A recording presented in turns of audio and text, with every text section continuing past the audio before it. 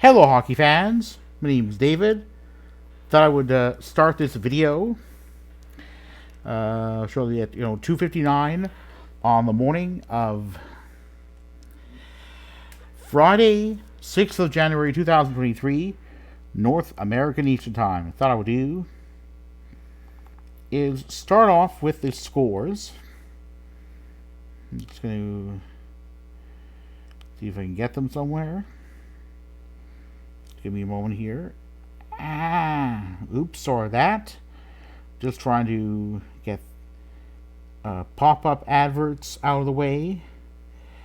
I'm going to try to get over as soon as I can to the Thursday games. So just going to recap the scoreboard. It was an ugly night for the Leafs. 5-1. As you can see over there, it was a mixed bag among those Canadian teams that were in action on Thursday.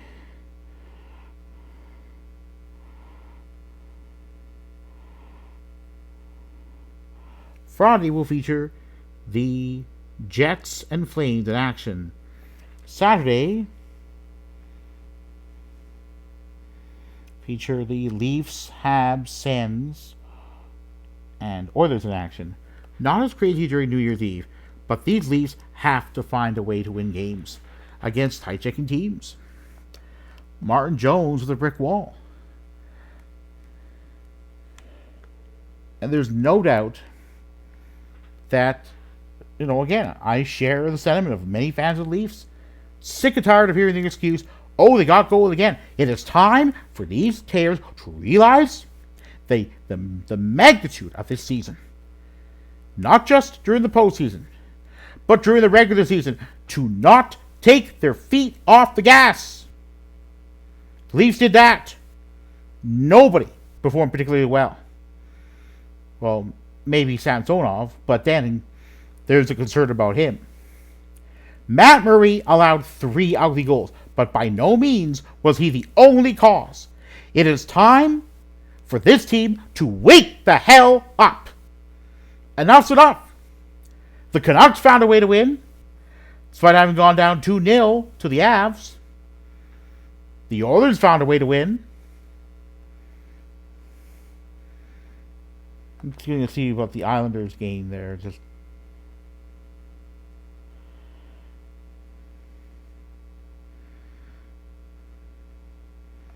going to see if the Islanders ever had a lead. Nope. Apparently not. There's no doubt whatsoever that, my goodness, Leafs defense has not been good. I certainly applaud the Canadian under-20 men's team, better known as the World Juniors one, for its gold medal. It required some overtime, no doubt about that, but where it mattered, Canada's junior team stood tall. And there's a under-18 women's worlds coming up in Sweden in a few days. I'll have to see how many of those games are going to be broadcast on TSN. I believe they will be, but I don't know which ones. But there's no doubt that these Leafs need to start to tighten the defense. And I mean, there's all this debate about whether the Leafs should move on from Morgan Rielly.